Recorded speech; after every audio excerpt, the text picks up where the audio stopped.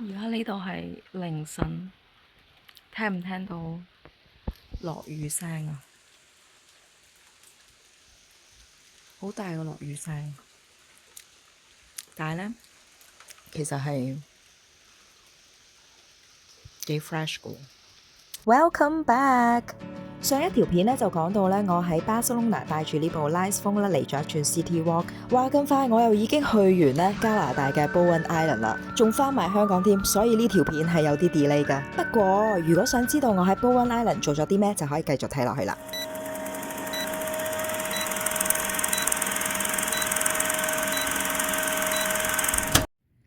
Good morning！唉，其實最中意咧就係咧北美嗰啲高床軟枕啊，要起身啦，睇一睇出邊先，開始天光啦，要開燈，佢呢度好得意，咁樣開晒佢，開埋呢個，跟住仲有呢度。其實佢開極咧都係好暗，所以我要開晒佢。買咗個 room service 啊，睇下先下，係一個 Benedict， 哇，好 raw，好 raw 啊呢個 Benedict， 仲有個 Americano。好啦，我化完妝啦，睇下近鏡睇下，都 OK 啊，係嘛？今日呢個就係我嘅，佢冇一個大鏡，呢度係呢個。今日我會着呢一套衫，紅當當，等個老師咧容易見到我。呢一件衫咧就係 Moco。如果你最近有睇 Moco 嘅廣告嘅話咧，張曼玉都係着同款嘅。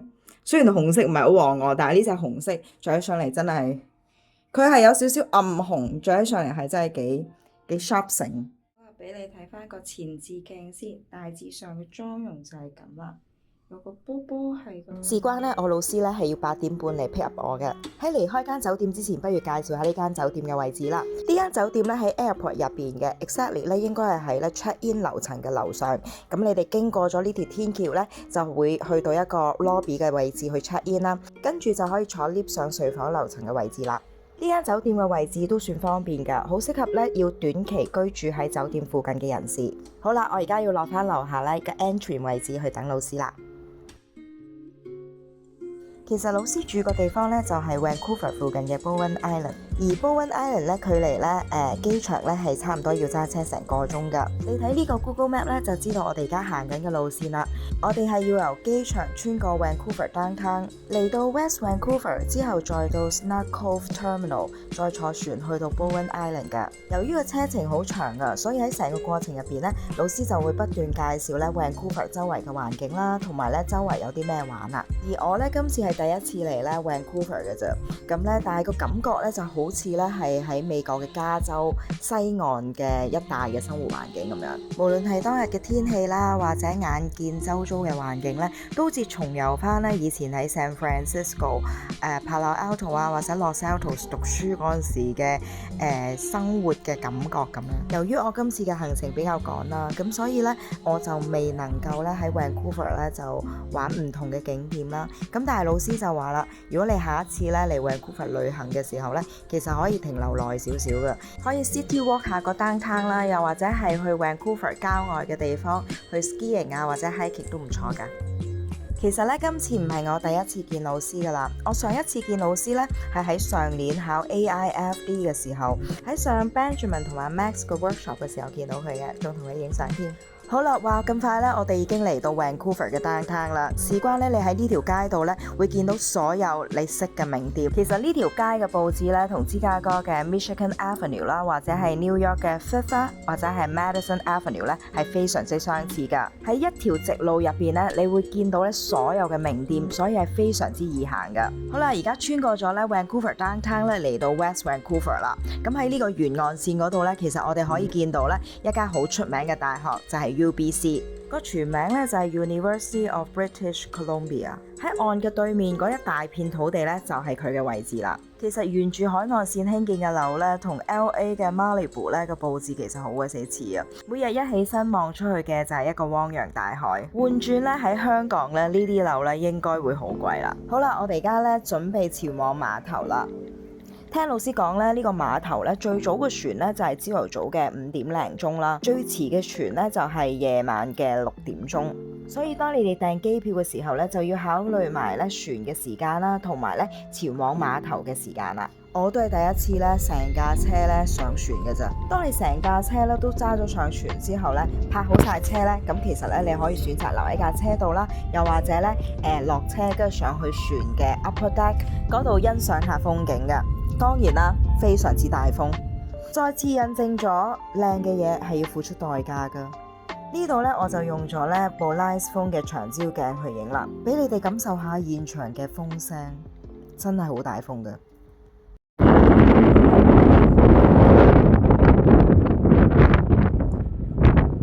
So is it for skiing over there? Oh, okay. Or that way. That's just mountains with snow, but skiing is more that way, around the corner.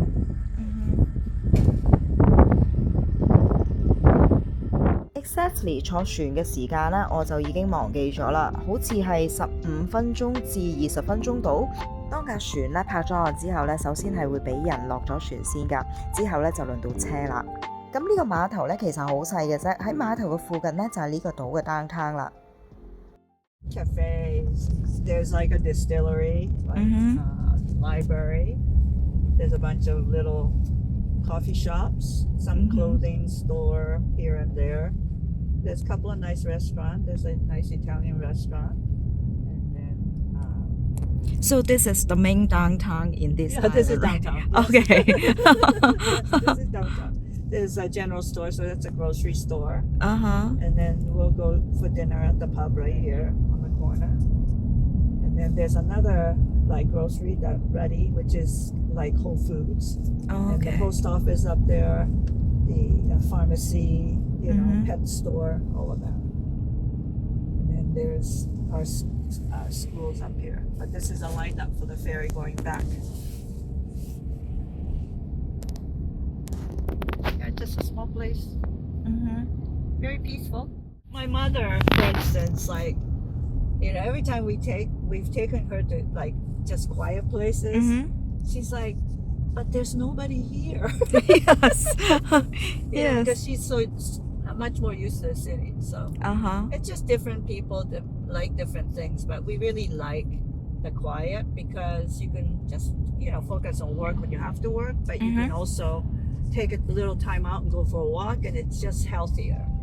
其實老師所講嘅嘢咧都係身同感受嘅，因為咧喺北美有好多地方咧都係了無人煙嘅，好 natural、好 raw、好 fresh。好啦，穿過咗呢個島嚟到對岸咧，就係老師嘅屋企，就展開我哋今日嘅課堂啦。身為一個國際花藝大師咧，佢個屋企當然有唔同類型啦，或者唔同物料嘅架構。Hitomi 嘅 one-on-one 咧，佢事前咧會 send 一個 questionnaire 嚟問咗你今次咧想着重咧 focus 喺咩嘅 area 度嘅。而事前咧我就同 Hitomi 講，我想 focus 喺花藝創作嘅架構上邊，無論係大型架構啦，或者係小型嘅架構啦，想知道多少少喺唔同材質上邊嘅運用，喺架構嘅創作上面咧，點樣利用線條啦同埋顏色去營造成個花藝創作嘅空間感啦，同埋 visual flow。而當日咧，當我到達咗 Hitomi 嘅studio 同埋佢屋企之後咧，佢除咗帶我去參觀咗一 round 之外咧，佢就會同我講今日成個上堂嘅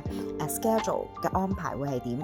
咁當然啦，你而家見到嘅有佢嘅畫面啦，同埋有佢屋企環境嘅畫面咧，其實都有經過佢本人嘅同意底下，我先可以進行錄影同埋播放嘅。第一個創作嘅作品咧就有一個架構補 K 啦，咁我哋會利用咧雞仔網啦，搭配 Hitomi 最 signature 嘅冷鐵線咧，去製造一個架構出嚟嘅。咁呢個雞仔網咧，主要嘅作用咧係取代花泥咧嚟穩固花材嘅。咁佢亦都講咗啦，呢個圓形嘅雞仔網咧，除咗係可以用喺 bouquet 之外咧，亦都可以用喺家居嘅一啲瓶花設計上邊。喺創作架構之前咧，老師都有同我講過一啲花藝歷史嘅理論啦，就係要我哋參考翻1890至1910年一個藝術時期叫做 Art Nouveau。呢個藝術時期嘅特點咧，就係要突顯翻個 natural lines 同埋個 curves。呢段時期咧，出名嘅藝術家咧就包括有高迪啦，同埋你而家望緊佢幅畫嘅 Gustav Klimt。咁講完理論咧，當然會做示範啦。咁老師咧就會用佢個冷鐵線啦，首先會扭咗唔同類型嘅 curve 出嚟啦，去展示咧點樣去做一個 bouquet 啦，又或者係 apply 落去瓶花度嘅。而佢亦都有同我分享咧，佢好中意用呢個冷鐵線，因為咧每一次扭出嚟嘅形狀都唔一樣啦，同埋咧佢操作咧係非常之容易㗎，又可以咧循環再用。無論用喺咧大型嘅架構啦，或者係小型嘅 bouquet 都可以，仲可以咧透過咧捲唔同嘅冷啦，有唔同嘅顏色嘅變化，同埋 texture。而佢捲冷嘅形狀啦，或者係 curve 啦，正正係參考翻啦 Art Nouveau 嗰陣時咧個螺旋形啦，同埋波浪形嘅捲法。經過佢嘅指導之後咧，我初步嘅架構咧都完成咗啦。之後咧就輪到去裝飾嘅架構啦。咁佢咧都係利用咧 Art Nouveau 最 signature 嘅 motif 啦。用花藝鐵線咧去創作嗰個螺旋形咧，跟住咧 attach 落去嗰個架構嗰度嘅。呢個作用咧，除咗係裝飾個架構之外咧，亦都係可以承托花材啦，同埋咧隱藏呢一啲花徑。好啦，將個雞仔網啦，將頭先咧嗰個螺旋嘅 boutique 嗰個設計啦，再加埋落去個架構度咧，大致上個設計就係咁樣啦。之後咧加埋個 bare glass 啦，咁初步咧個架構啦，連埋呢一啲線條咧，大致上就完成咗啦。咁就開始加花啦。由於今日嘅天氣好好啦，咁所以咧我哋成個上堂嘅時間咧都大部分喺戶外嘅。而今次花嘅顏色咧有兩種啦，一個係粉紫色系啦，另外一個咧就係橙黃色系啦。It's very nice.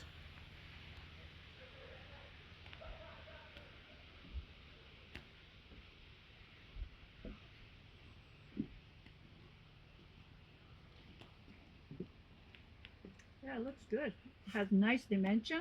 It has all the different size that you can see through the flowers within. It's kind of like a little treasure. And that looks nice.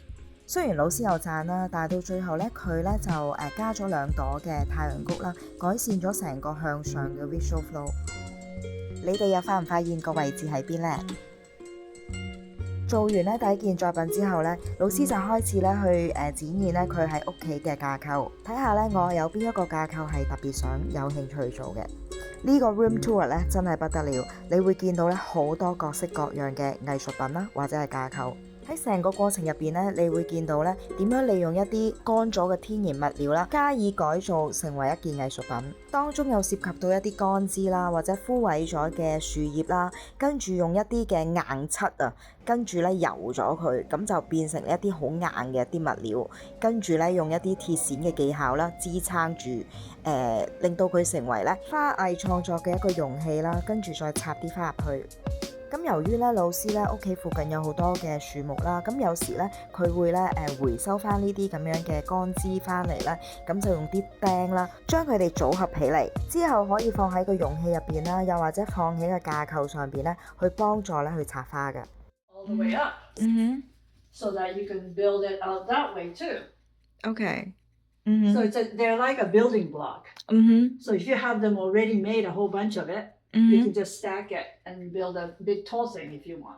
除咗廢物利用之外咧，其實咧我哋可以用現有嘅家居物品啦，例如咧有啲食物嘅 tray 啦，加個雞仔網啦，再加個花器盤咧，其實我哋都可以用嚟插花噶。你而家見到嘅咧就係咧老師利用劍山作為一個 base， 再加上咧冷鐵線咧去營造咗一個架構，扶持咧上邊比較有線條感嘅一啲乾枝，形成咗上重下輕嘅感覺。你而家望緊呢個花瓶嘅結構咧，好似層相識咁，但其實咧內裏有乾坤。咁佢咧係一個除咗用乾枝之外咧，佢入邊咧有一個 mesh 嘅一個雞仔網作為一個支撐。咁再喺外圍咧加咗一啲叫冷鐵線啦，去形成咗好多唔同類型嘅線條噶。咁你加花嘅時候咧，除咗可以咧將啲花材啦插落去個花瓶入邊之外咧，亦都可以咧喺入邊加一啲嘅 tubes 啦，跟住將一啲比較短徑嘅花材插入去㗎。咁其實咧，你喺 Hitomi 嘅花園入邊咧，你都會見到咧好多乾咗嘅架構啦。咁掛咗喺牆上邊啦，或者擺放咗咧喺屋外嘅一啲台凳嗰度。咁 Hitomi 就話咧，呢啲架構咧其實你可以循環再用㗎。咁只要咧你有啲鮮花喺度啦，咁其實你想做裝飾嘅話咧，你隨意插落去，其實都可以做得好靚㗎。只要你嘅架構做得好。咁究竟點樣可以做一個靚嘅架構呢？呢個問題咧，我成日都會問一啲花藝大師嘅。就以我為例啦，攞咗好多證書，學咗好多理論，咁點樣喺 application 入邊實踐出嚟呢？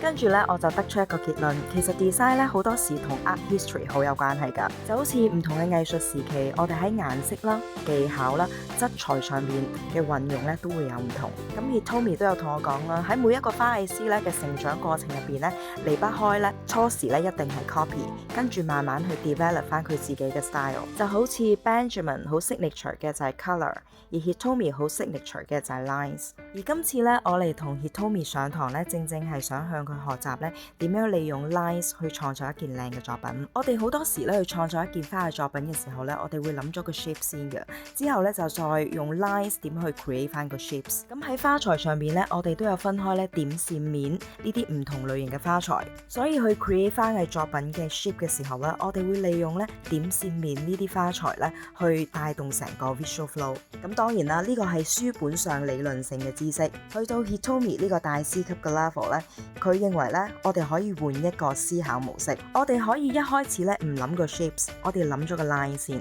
，let the lines flow， 咁就自自然然咧成為一個 art piece。所以咧，同佢上堂咧，佢第一個金句就係 build the art and then flowers， 跟住咧就係 create 咗個 line 先，之後先係 form。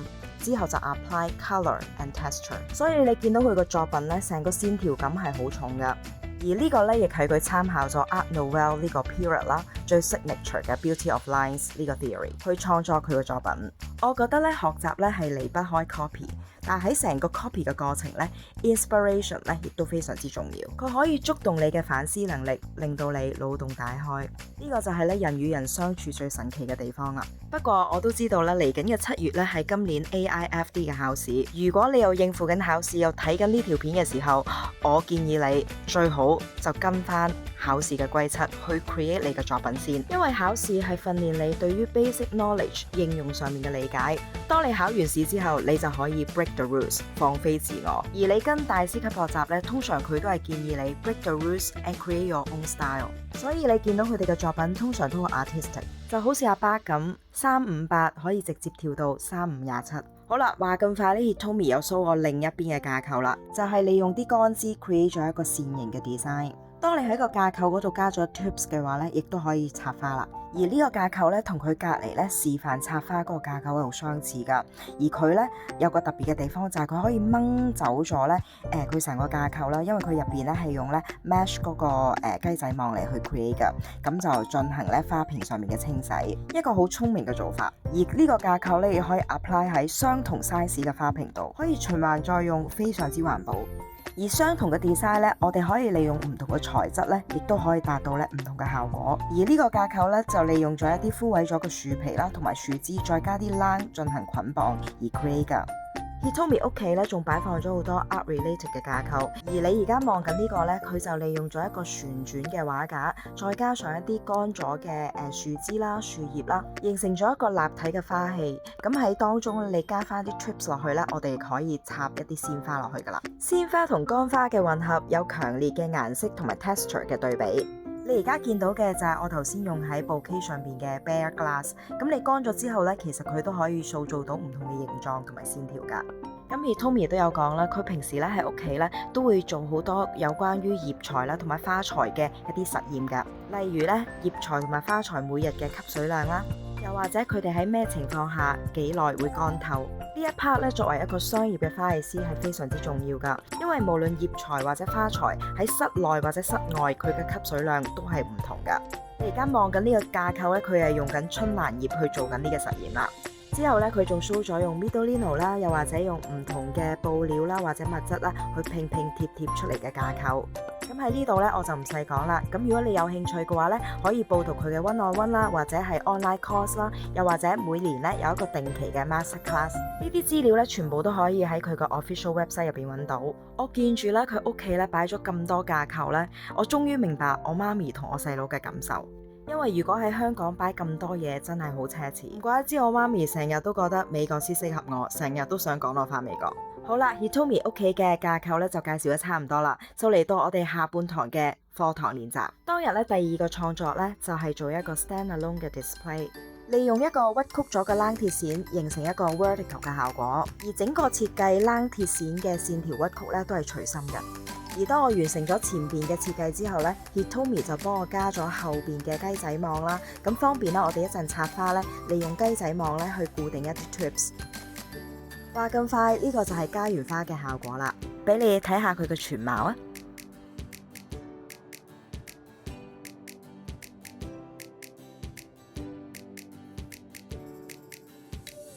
由於時間嘅關係，費事條片太長，我一次過 show 晒由朝插到晚，我哋當日做過嘅所有花藝創作，總共用咗11小時插咗4個。插完晒咁多作品，當然要影翻輯相嚟留念啦。整個過程佢有佢影，我有我影。